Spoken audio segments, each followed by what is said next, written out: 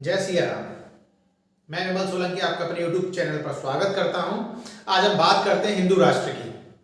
दरअसल जिस हिंदू राष्ट्र की मांग पूरे विश्व में आज जोरों शोर पर है कि भारत को हिंदू राष्ट्र घोषित कर देना चाहिए। भारत में तो बहुत बड़े स्तर पर आप सुन ही रहे होंगे, और जिसके मूल बिंदु में स्थित है एक ऐसा व्यक्तित्व जिसकी उम्र महज 27 वर्ष है, बागेश्वर धाम सरकार के धीरेन्द्र कृष्ण शास्त्री जी। कुछ दिनों पहले मुहिम छिड़ गई, संपूर्ण भारत को हिंदू राष्ट्र घोषित कर दिया जाए, और इस मुहिम के पीछे चले गए बहुत सारे युवा, बहुत सारे लोग। होना भी चाहिए, मैं खुद सनातनी हूं।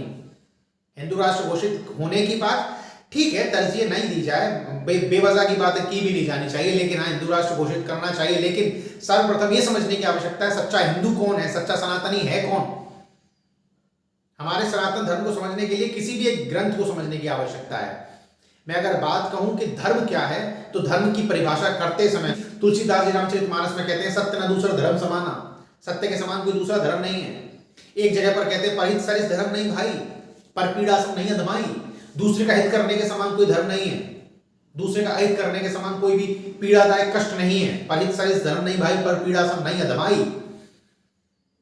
तो जब धर्म की परिभाषा में नहीं पता, तो हिंदू राष्ट्र कैसे घोषित करने की मांग हम कर सकते हैं।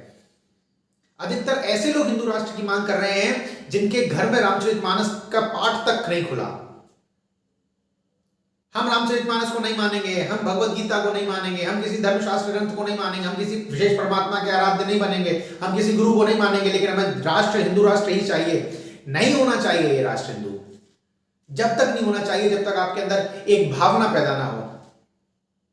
परहित सरिस धर्म नहीं भाई, पर पीड़ा सब नहीं अधमाई। हम दूसरों का नुकसान पहुंचा करके, वो फलां धर्म बेकार है, फलां धर्म बेकार है, इस धर्म में से ये निकालो, इनको मार को, इनको मार दो, इनको काट दो, इनको फेंक दो, ऐसा करते रहेंगे, और इसके बाद हम कहें हम सच्चे सनातनी, हम सच्चे हिंदू हैं, तो क्या ये संभव है? बिल्कुल नहीं। मेरे हिसाब से तो बिल्कुल नहीं। हिंदू राष्ट्र होने के लिए हमारे अंदर हिंदू होना जरूरी है, हमारे अंदर सनातनी होना जरूरी है, हमारे अंदर विवेक होना जरूरी है। हाँ, सही बात है, अगर दूसरा हमें अहित पहुंचाने की कोशिश करे तो हमें चुपचाप मूक दर्शक बनकर के नहीं रहना, ये भी बात सही है। लेकिन समझाने की विधाएं तो अलग अलग होती है ना। हर जगह पर दंड ही तो नहीं चलता। साम है, दाम है, दंड है, भेद है, हर जगह दंड नीति नहीं चलती। लेकिन बावजूद इसके हिंदू राष्ट्र की मांग की जा रही है। हिंदू राष्ट्र से पहले हिंदू युवा होना चाहिए। हिंदू राष्ट्र से पहले सनातनी युवा होना चाहिए, सनातनी गृहस्थ होना चाहिए, सनातनी वानप्रस्थ होना चाहिए, सनातनी सन्यासी होना चाहिए। जब तक ये पूरी तरीके से सनातनी नहीं होंगे, तब तक हिंदू राष्ट्र का भी कोई मतलब नहीं रह जाता। हम अपने आप को संभाल नहीं सकते। अगर पूरा हिंदू राष्ट्र बन गया तो कैसे संभालेंगे इसे? पीड़ादायक रहेगा, थोड़ा सा कटु हो सकता है ये, लेकिन सत्य तो यही है ना। कई बार लगता है कि केवल राजनीतिक आडंबर ही तो नहीं है जो किया जा रहा है अलग अलग जगह पर हिंदू राष्ट्र को लेकर के। लेकिन ठीक है, हिंदू राष्ट्र की बात की जाती है, अच्छी बात है, अच्छी लगती भी है। आजकल के युवाओं को यही फैशन चल गया है, हमें भी यही बातें पसंद आती हैं, हिंदू राष्ट्र एक के पीछे भग लेते हैं सारे। लेकिन होता क्या है? अभी आपने हाल ही में देखा होगा, करौली सरकार, संतोष भदौरिया, वो अलग ही ट्रेंड चला रखा है उन्होंने। संतोष भदौरिया जी ने वो वैदिक चिकित्सा, स्मृति चिकित्सा कर रहे हैं। बहुत से, मैं ये नहीं कह रहा कि उनकी चिकित्सा पद्धति खराब है या सही है, वो जाने। उनसे फायदा पाने वाले लोग इतने ज्यादा हैं कि सोचने पर मजबूर करते हैं कि उनकी पद्धति में क्या है क्या नहीं है। लेकिन एक ऐसे व्यक्ति के पास इतना ज्यादा आडंबर होना, इतना ज्यादा पैसा, रुतबा, सारी चीजें होना, उसके बावजूद उसके स्वभाव में विनम्रता का ना होना, ये थोड़ा संदेह पैदा कर देता है। वो बोलते हैं वैदिक चिकित्सा, वैदिक पद्धति है। ऐसी कौन सी वैदिक पद्धति आ गई कि आप खड़े खड़े किसी का ऑपरेशन करने के लिए सुश्रुत को बुला रहे हैं? आप अपने पांडाल में देवी देवताओं को पनिशमेंट दे रहे हैं? ऐसी कौन सी शिक्षा पद्धति, ऐसी कौन सी स्मृति चिकित्सा पद्धति आ गई? और वैदिक पद्धति का जो वो बार बार बोलते हैं वैदिक पद्धति है, उनको हवन करना तक नहीं आता। मैं भी नहीं जानता, लेकिन मुझे यह पता है कि आहुति इस तरीके से डाली जाती है हवन में, ऐसे करके आहुति फेंकी नहीं जाती। तमाम वीडियोस देखे मैंने उस व्यक्ति के, ऐसे करके आहुति फेंकी जा रही है। मैं सम्मान करता हूं हर व्यक्ति का, हर संस्था का, हर सब चीज का सम्मान करता हूं, लेकिन उसके बावजूद जो सत्य है उसे भी तो आगे आना चाहिए।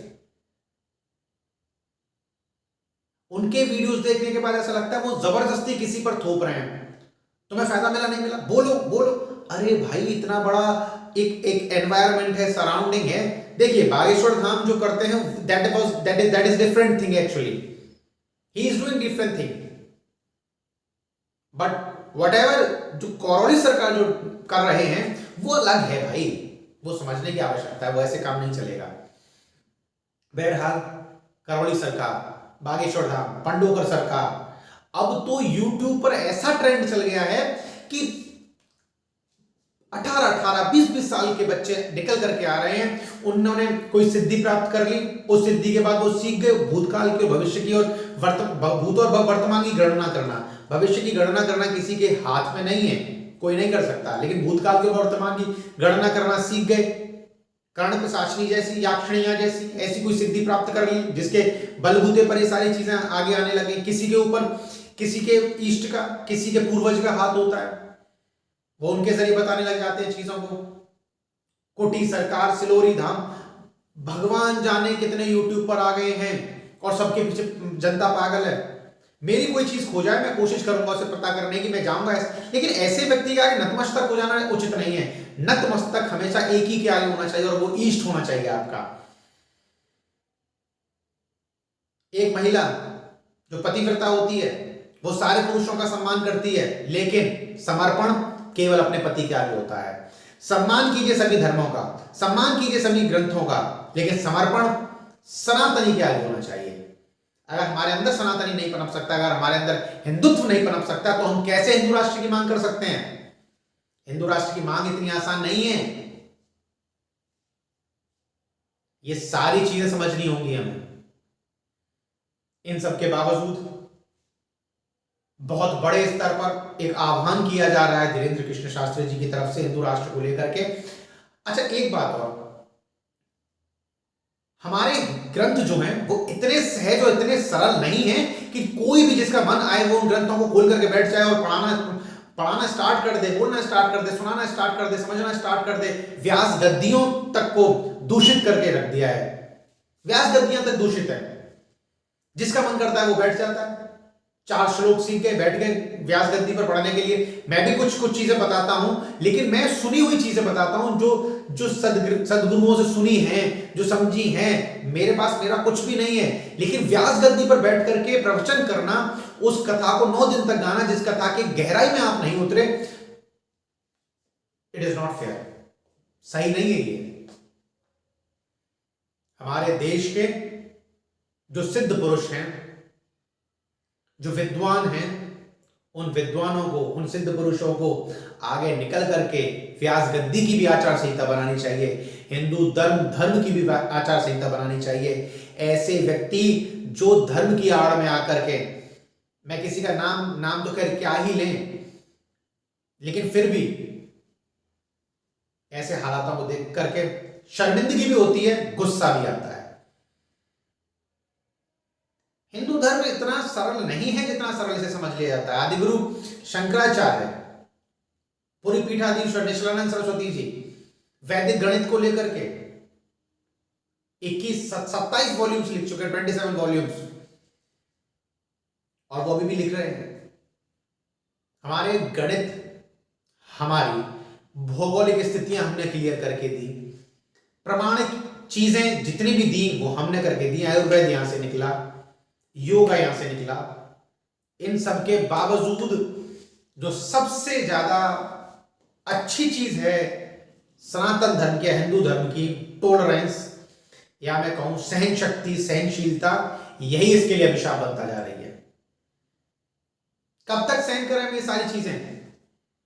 देखिए अभी विषय करौली सरकार का है, अच्छी बात है, अभी विषय अन्य लोगों का अच्छी बात है, लेकिन समर्थन कीजिए सारी चीजें। हाँ ठीक है, मेरा उनसे बिल्कुल कोई वैर भाव नहीं है, जो उनके समर्थक हैं करौली सरकार के, आपको फायदा हो रहा है, आप समर्थन कर रहे हैं, सारी चीजें अच्छी हैं। मैं भी ये नहीं बोल रहा कि आप मत कीजिए, आपका खुद का पैसा है, आपकी खुद की श्रद्धा है, आपका खुद का भाव है, आप जुड़े रहिए, लगे रहिए, लेकिन एक बार अपने विवेक को भी तो लेकर के आइए।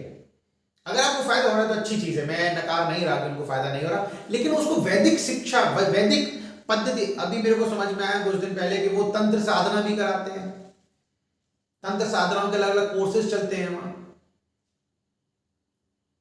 बागेश्वर धाम सरकार अपने इष्ट की सिद्धि प्राप्त करने के बाद वर्तमान और भूतकाल पर अपने प्रवचन देते हैं, अपना वक्तव्य देते हैं, वो एक अलग चीज है, दे सकते हैं। लेकिन वो भी जो भविष्य की गणना करते हैं, भविष्य की गणना करना उचित नहीं है। ये लिख करके दे देना कि आपकी फला फला तारीख तक नौकरी लग जाएगी, ये संभव नहीं है। कैसे संभव हो सकता है? हमारे ग्रंथ इसकी इजाजत नहीं देते हैं। रामचरितमानस के अयोध्या कांड में जिस समय गुरु वशिष्ठ जी भरत जी को समझा रहे होते हैं, अयोध्या कांड की, उस समय की घटना की बात कर रहा हूं, जिस समय अवधपति, अवध नरेश यानी कि दशरथ जी की मृत्यु हो चुकी है और अपने ननिहाल से लौट करके आए हैं, भरत जी रो रहे हैं, बिलख रहे हैं। उस समय गुरु वशिष्ठ जी ज्ञान देते समय भरत जी को समझाते हैं, सुनो भरत, सुन भरत भावी प्रबल बिलख कहूं मुनिनाथ, हानि लाभ जीवन मरण यश अपयश विधि हाथ। ये 6 चीजें, ये 6 चीजें विधि के हाथ में हैं। वो विधि परमात्मा है, वो विधि आपका प्रारब्ध है, वो विधि आपकी कर्म शैली है। 6 चीजें, हानि लाभ जीवन मरण यश अपयश, और इन्हीं 6 चीजों से रिलेटेड प्रश्न पूछे जाते हैं। और वो फला फला तारीख लिख करके दे देते हैं, इस तारीख को आपकी नौकरी लग जाएगी, इस तारीख को ये हो जाएगा। ये संभव नहीं है। ज्योतिष के आंकलन के अनुसार हम एक अनुमान लगा सकते हैं, लेकिन एग्जैक्ट डेट लिख देना संभव नहीं है।